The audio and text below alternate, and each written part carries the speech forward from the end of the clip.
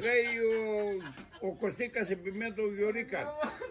Λέει πάμε λέει στο σαφάρ, λέει να κυνηγούμε τσαναβάρε.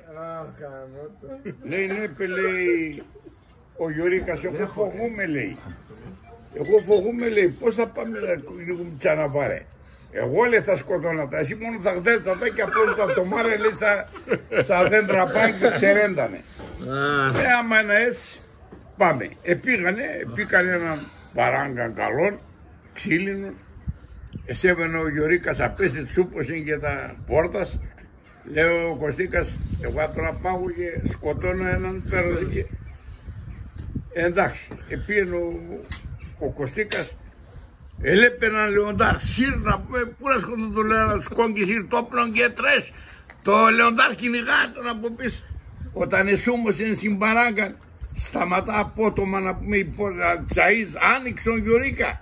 Ένοιξε ο Γιωρίκα στην πόρτα, σταματά το Λεοντάρ όπως έτωνε με τη φόρα, εσέβαινε να πέσει και την πόρτα. Από ξούκα του πάνε ο Κωστίκας, λέει Γιωρίκα, πού είσαι τα γδέρτσα του, εγώ θα φέρω σε άλλο.